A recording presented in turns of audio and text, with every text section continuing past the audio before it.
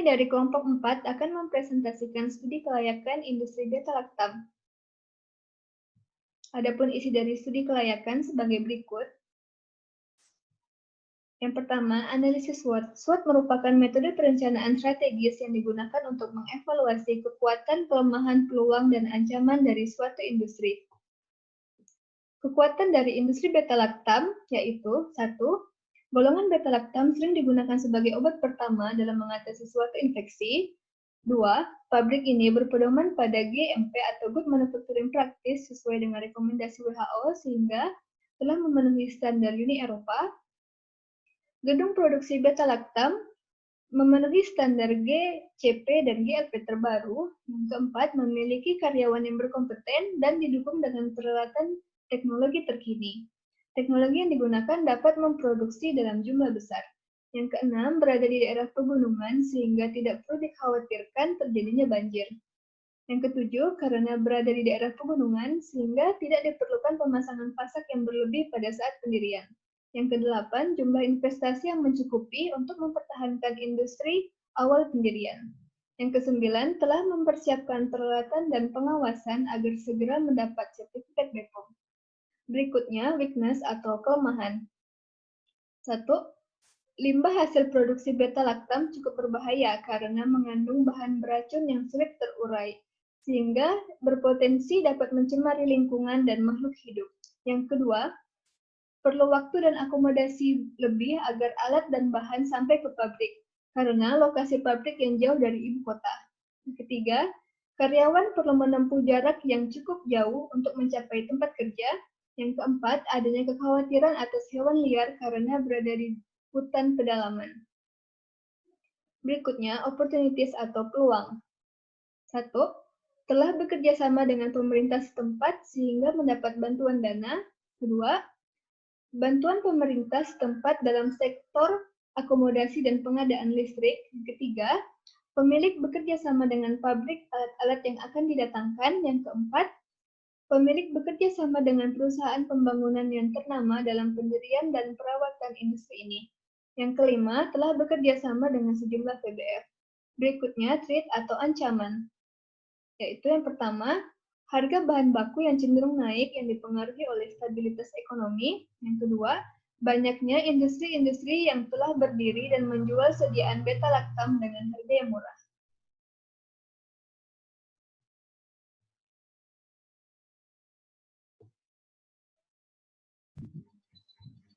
Fixed capital investment yaitu biaya pembangunan pabrik secara fisik. Fixed capital investment itu terdiri dari cost. Dari cost itu terdiri dari purchase equipment repair, purchase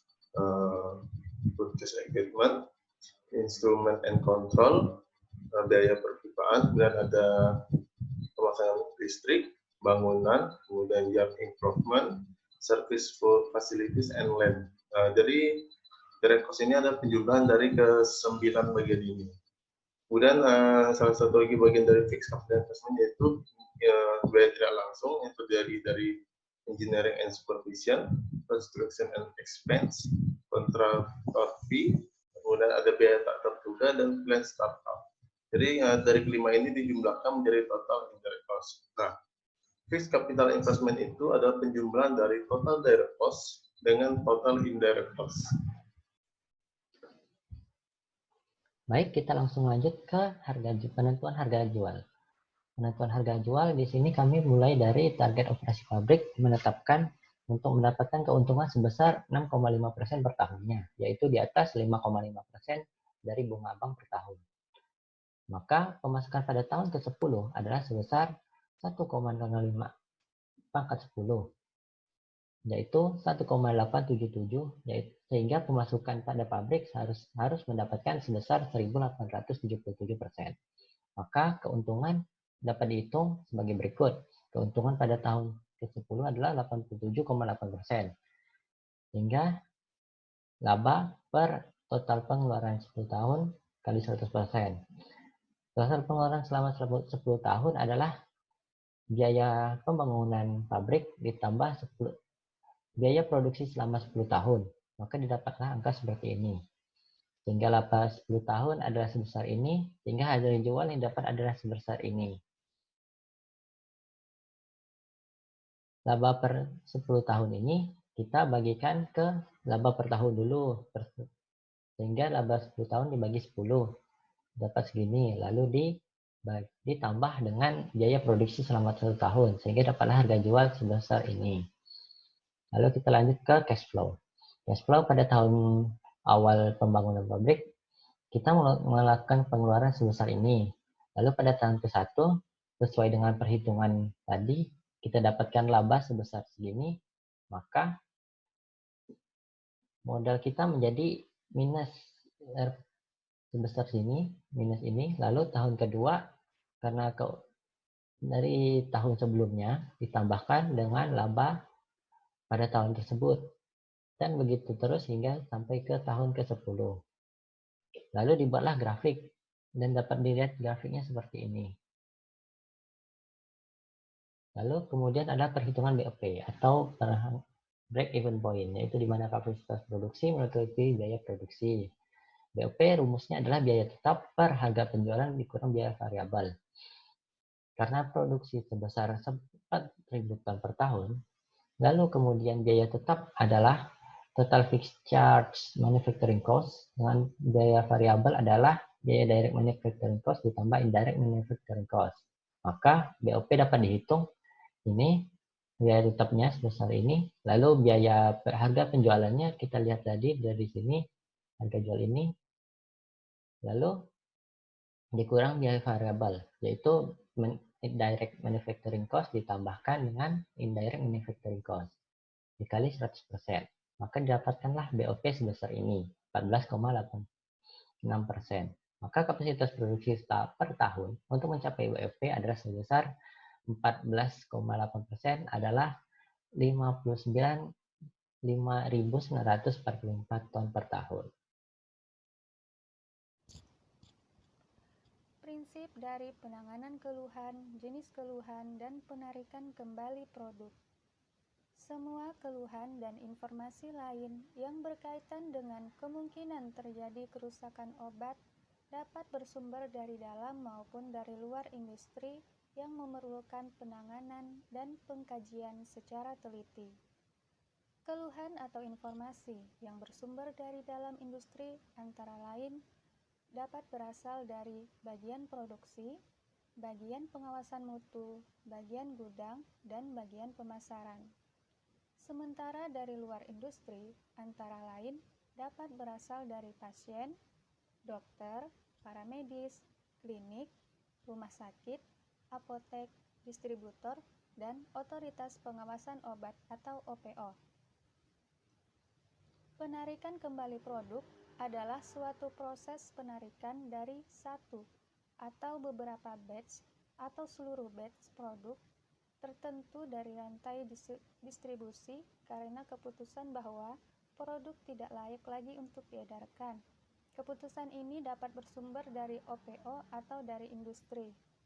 Produk kembalian adalah obat jadi yang telah keluar dari industri atau beredar, yang kemudian dikembalikan ke industri karena kerusakan, kadaluarsa, atau alasan lain, misalnya kondisi wadah atau kemasan yang dapat menimbulkan keraguan akan identitas, mutu, keamanan, serta kesalahan administratif yang menyangkut jumlah dan jenis. 2. Terhadap mutu produk yang disebabkan oleh reaksi yang merugikan, antara lain alergi, efek samping lain dari yang telah disebutkan pada penandaan, dan keracunan. Untuk menampung dan mencatat keluhan yang diuraikan di atas, hendaklah disiapkan protap terkait yang dilengkapi dengan formulir yang sesuai. 3. Keluhan mengenai efek terapeutik yang tidak diperoleh biasanya disebabkan dosis terapi kadar yang tidak tepat. Oleh sebab itu, keluhan seperti ini dapat dikategorikan sebagai keluhan mutu teknis. Laporan keluhan. 1. Terhadap mutu produk yang disebabkan kerusakan fisik, kimiawi, atau biologis yang disebut sebagai kerusakan mutu teknis. Contoh kerusakan fisik atau kimiawi antara lain label rusak, tutup botol bocor, perubahan viskositas, perubahan bentuk, perubahan warna produk, dan dus rusak. Contoh kerusakan biologis antara lain pertumbuhan mikroba dan jamur. Untuk menampung dan mencatat keluhan yang diuraikan di atas, hendaklah dipersiapkan protap terkait yang dilengkapi dengan formulir yang sesuai. Penanganan keluhan. Uraian tugas Kepala Bagian Pemastian Mutu hendaklah mencakup penanganan keluhan. Apabila penanganan keluhan dicakup dalam uraian tugas personil yang bukan Kepala Bagian Pemastian Mutu, hendaklah personil yang ditunjuk telah mendapat pelatihan dan dapat menunjukkan kemampuan untuk melakukan penanganan keluhan. Penarikan kembali produk. Keputusan penarikan kembali produk dapat didasarkan yang pertama itu dapat diprakarsai oleh industri farmasi bila ada kesalahan produksi atau laporan dari luar mengenai dampak yang merugikan konsumen, atau atas perintah OPPO berdasarkan temuan atau laporan mengenai dampak yang merugikan konsumen. Penarikan kembali produk dapat dilakukan pada yang pertama, satu batch bila ada kesalahan teknis kualitas produk pada batch tersebut. Yang kedua, beberapa atau seluruh batch bila pada penelusuran ternyata terjadi kesalahan teknis yang sama ataupun lain di luar dugaan pada batch lain. Dan yang ketiga, seluruh batch produksi akhir bila ditemukan adanya reaksi merugikan dari produk yang tidak diduga sebelumnya namun berakibat serius terhadap kesehatan, dan apabila frekuensi dari reaksi merugikan yang sudah didaftarkan meningkat. Penarikan kembali dapat mengakibatkan penundaan atau penghentian pembuatan produk apabila yang pertama, pada evaluasi kesalahan tidak dapat segera diperbaiki dan memerlukan penelitian lebih lanjut. Dan yang kedua, adanya larangan oleh OPPO. Untuk pelaksanaan penarikan kembali, yang pertama, tindakan penarikan kembali produk dilakukan setelah diketahui ada produk yang cacat mutu atau diterima laporan mengenai reaksi yang merugikan dengan segera dan agar pesan tiba dengan cepat menggunakan sistem komunikasi yang efektif seperti telepon, surat elektronik seperti email, fax, radio, dan TV. Dan yang kedua, setelah diketahui ada cacat mutu atau diterima laporan mengenai reaksi yang merugikan yang berisiko tinggi, pendistribusian produk hendaklah diembargo dan dilanjutkan dengan tindakan penarikan kembali sampai tingkat konsumen. Dan yang ketiga, sistem dokumentasi penarikan kembali produk di industri farmasi hendaklah mencakup paling sedikit cara, alat, tenggat atau batas waktu untuk melakukan embargo dan penarikan produk. Nah, produk yang diterima dari hasil penarikan kembali hendaklah disimpan pada area yang ditentukan dan dikunci selama menunggu keputusan hingga saat pemusnahan atau proses ulang.